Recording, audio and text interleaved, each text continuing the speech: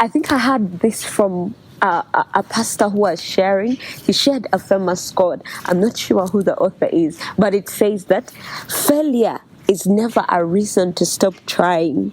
Rather, failure provides another opportunity to enjoy success. Well, hello friends, and welcome back to my channel. I hope you have been doing well. I have been doing well, and I'm excited to see you again if you have been with us for some time. But just in case it's your first time, you are so welcome. Please feel at home, feel at Jesus. Feel the love of Jesus here, where we get to learn and grow together in our walk as Christians in this day and age. And please, if you have not yet subscribed, I request you to please like, subscribe, and be able to click the notification button for all the new updates that will be coming, so that you don't miss out on any of them.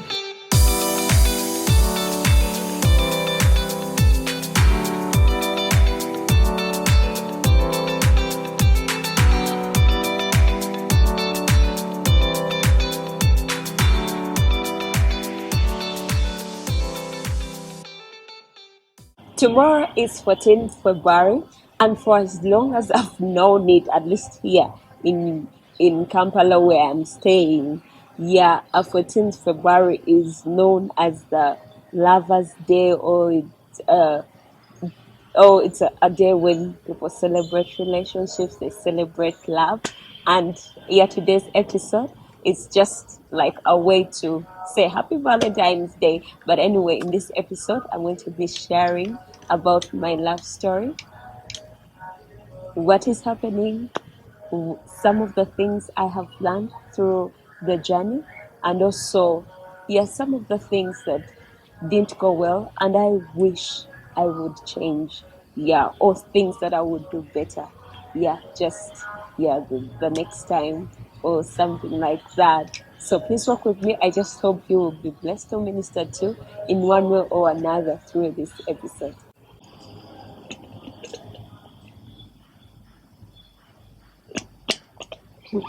Um, I had to take some water to get prepared. Anyway, well, I've been in two relationships, yeah, and that was since 2018. I didn't really want to get involved in relationships when I was still at school, because I'm the kind of child whose parents, my mom would encourage us, thanks to mommy. She encouraged us that school is school, so do not get involved in anything until you finish school. So I grew up knowing that, and also the fact that I've been born again and I've been going to church. They would also encourage us not to get involved in relationships, especially before you were at the right age. Yeah, I remember at our church they had said the presidents, that as long as you're 21 and above, then you can get in a relationship.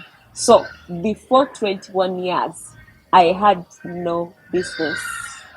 So just in case you're below 20 years, unless you're done with school and God is saying that probably you feel you're ready or what, but I would encourage you to first focus on whatever you are doing, maybe your career, your books, or your God, until it is really the right time, because also the timing is very important.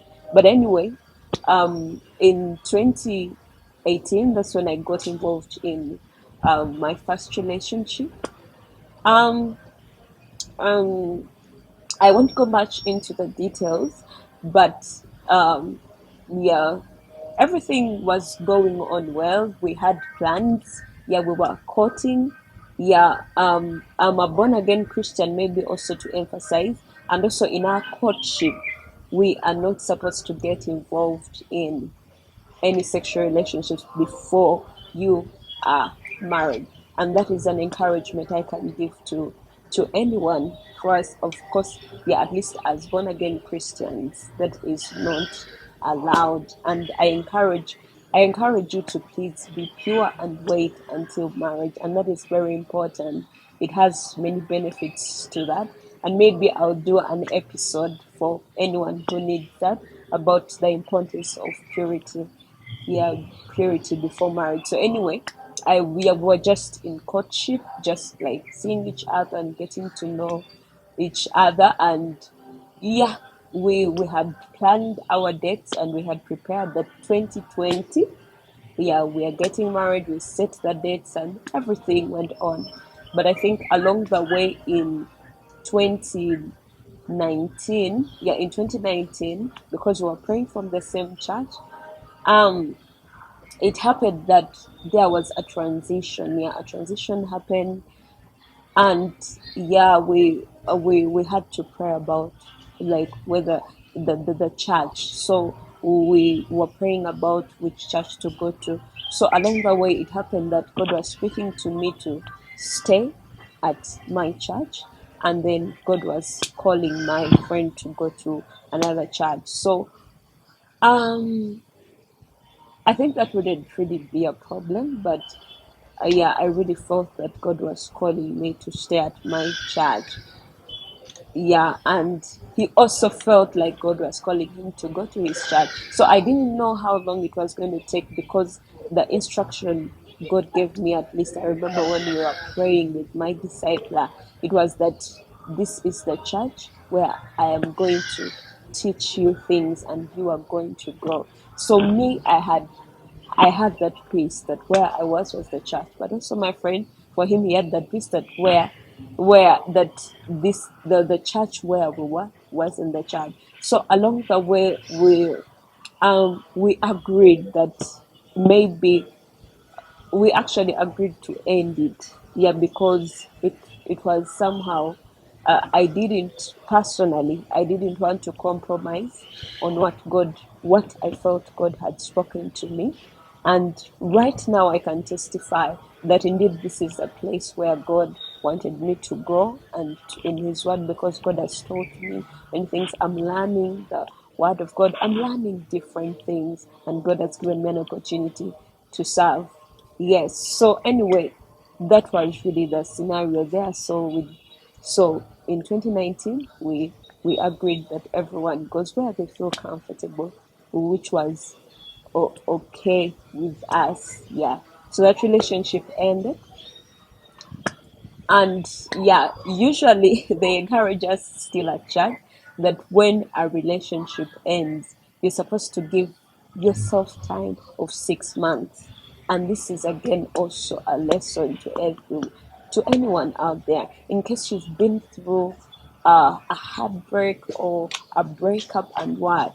They encourage us, at least my church, they would encourage us in the singles classes that don't rush to enter into another relationship, because what happens is that most of the times your heart is broken, so you are very vulnerable, and you may that the issue is when you're open to a relationship immediately and you do not give your heart time to heal, you may end up allowing the wrong company, not the wrong people necessarily, but you may end up saying yes to someone, but you are saying it just as a form to for someone to fill the gap. And at the end of the day, it will not really be maybe that person God has spoken to, or it will not really be the one that you want. At the end of the day, when you're healed, you realize that this person was just filling in the gap, but actually you don't love them, and yeah. So as at my church, I bless the Lord. They encourage us that take some time to heal and all that stuff. So I thank God. I took time of 6 months. I said, let me take some 6 months off for God to heal me, and so that I can move on, because my friend had gone to his church and now I was here ready to serve at my church. So I thank God. I thank God I got encouragement along the way. I was able to talk to my pastors. Um, um, yeah. So anyway, that relationship ended. Yeah. Not that bad, but anyway, it got to end. So I entered into my second relationship, and I think that probably that was, yeah, in COVID. Yeah, that was 2020. I entered into my second relationship. Yeah, and it was. all was well. I will not really go into the details. I really prayed about it. Yeah, I really prayed about it and felt that mm, maybe, yeah, they was the one. Yeah, yeah. So, yeah, during COVID, we began this relationship and everything was going well. And yeah, to cut the long story short, um, along the way when we began talking about plans to get married, because like I told you at our church, they encourage us to have a clean courtship until you are married. Then you can be able to get involved in, yes, you can be able to do what? To go into whatever other things you have to go into. So it was purely clean. So we began talking about marriage, and because we had been in the courtship, yeah, because again at our church they don't encourage us to what many call dating, but I think it's not necessarily that. I can, yeah, maybe just to describe what dating means according to my perspective, it is like just giving it a try, like getting into a relationship just to give it a try. But when you realize that this one doesn't qualify, you move on to another one. Well, they discourage that, and it's not really good according to what I've been reading, and according to what I've been listening to, and according to what my what they have encouraged us as singles at our church. It is not good to keep trying one person and leaving them. Why? Because you end up breaking hearts. Imagine you get this person, they feel, yes, maybe you are the one that their feelings have started developing. Then you say that, but because they have this and this wrong, let me move on. They do rather encourage us to wait and give enough time. There is this saying that says that love is blind. So because we feel like we are in love, we want to go right ahead. But what they encourage us is take some time to wait, take some time to pray about it, and be really sure that you know what, that this is the right relationship, this is the right person. So at the end of the day, what you're entering into is a courtship that is leading to marriage. You're not entering in to get out. You're entering in to make it work. You're entering in to love this person unconditionally, just as Christ has loved us. Yes, so that is really important for anybody who may be preparing to get into a relationship, or in the future. Yeah, that is something that they encourage us, and also something when you're preparing to enter into a relationship, especially like for us Christians, maybe you're a born again Christians, you could, it is also important that you talk to either your spiritual leader, it could be your pastor, it could be your discipler, it could be your someone who is really elderly whom you can share with, so that you take time to pray about it. Because many times we can, decide on, we can feel like, yes, this is what God is speaking, but you need also a confirmation. So probably if you get time to pray about it with your or pastor or leader, so that at the end of that day the a decision is made right. Yeah. So the issue that came in was communication. Our communication did go as well. Yeah. So at the end of the day, when we sat down to talk, so my friend was letting me know that, you know what, I need some time because I feel I'm not ready to settle down. And of course, that was so heartbreaking because, of course, you know that, okay, now time has gone, now we are ready to settle down. But at the end of the day, which is also a lesson that we have to learn, is that um we have to respect each other's decisions. Yeah, we don't have to force things to happen, rather we need to allow God to make things happen. So when they told me this, I had to respect their decision. Of course, it was not as easy to go through it, because like you've known this person for some time and all these things. But anyway, long story short, so we decided to get that break, we got that space, and we told each other that if along the way, that if it's God's will for anything to happen, then well and good. But if it's not, and along the way if we get other people who come along whom God has chosen for us, we wish each other the best. So at the end of the day, that relationship also, yeah, it ended at that point. Yeah. So anyway, yeah, these are really the two relationships I've been in.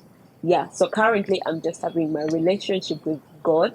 And yeah, yes, yeah, it's important to have that relationship with God. God is the first, and whoever can come in, they can be the second person. So even if everything else goes, or even if everything else is not there, God is still there. And this is just an encouragement to you who's there. Maybe you are waiting, you feel like, oh, this is not happening, this is not going as I wanted. Yeah, the first thing is always God, because even before we have to allow other people in our lives, God has to be the number one priority in our lives, because He created us and He also wants us to have this relationship with Him. So the better if you have a perfect relationship with God, and then when you get this special person, they find you when you have that special relationship with God. So anyway, in that story, some of um, some of the lessons that I have learned, I've shared them along the way, but there is this particular thing which I talked about somewhere, and it's something I wish would be better, or something I wish would change. Yeah, and that is the aspect of communication.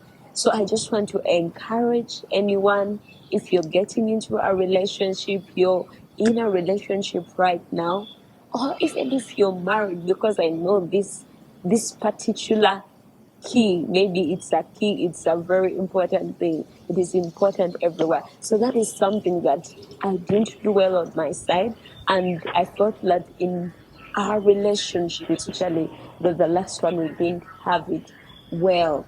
Yeah, so when that is missing, then issues are bound to arise. Yeah, actually, I know of a scripture in Amos chapter 3, verse 3, which says that can two walk together unless they agree? So there may not be an agreement if you are not actually communicating right. This one may be wanting this other person is wanting this. So actually, along the way, I asked myself, I wish I had known this from the start. I wish I had already planned this from the start. So anyway, that is something that I really regret, and it's something that I wish I would have done better, and I wish would have happened better in our relationship. But I want to encourage you, because at our church they encourage us, and I've also been reading a book by Things I Wish I Knew Before I Got Married. That is by Gary Chapman, and one of the things he encourages is that communication is very important. Agreeing on something, you can either agree on that particular thing, or and he talks about in that book different ways of how you can agree. So in case you are getting married, maybe you can be able to read it. I read it and it was such a great one. So anyway, communication is very, very important. My encouragement to anyone getting into a relationship, or you're already in a relationship, or you're already married, communication is very important, because when you communicate together, then you agree together. Hence, you fulfill like what the Bible is saying. Can two work together unless they've agreed? You'll be able to work together without issues, without all these things. Issues may come in, but as long as you're communicating, you find a way of how to handle everything. So I know along the way I'll be able to bring in some special people to talk to us, especially to tell us more about all these things. Yeah, but that is something that I wish I would have done better. um and finally, something that okay, I don't regret. Yes, something that I don't really regret about all the about that season I was in my life. Yeah, what I don't regret is the fact that, every time, and that is me personally, because the fact that the Bible tells us not to, not to it tells us to love one another, just as Christ loved us.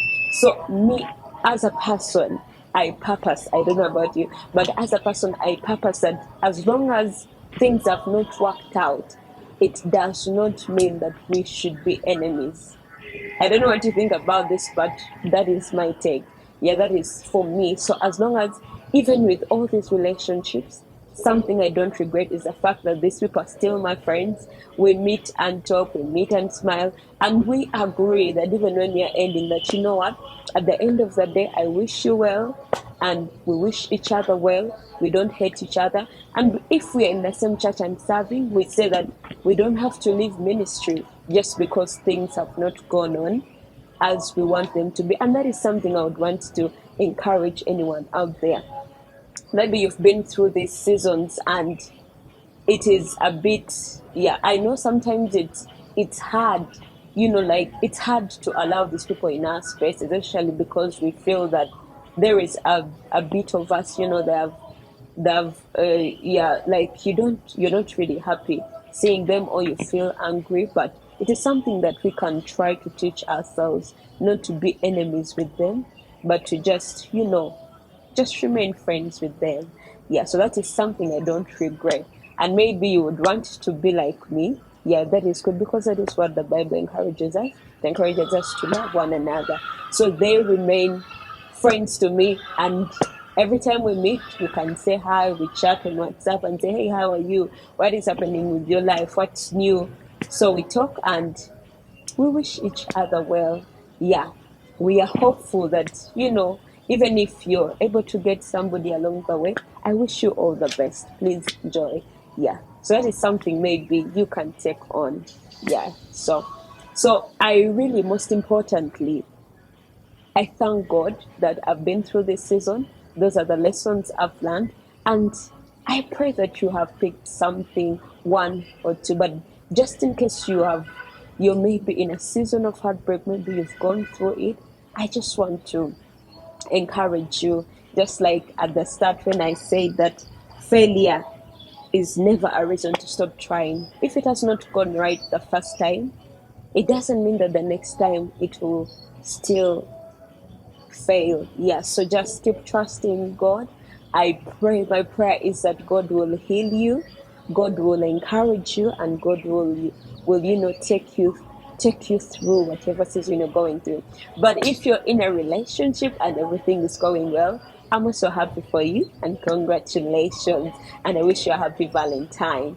Yes, that is all I had for you in today's video. Yeah, I love you so much and hope to catch up with you next time. Bye.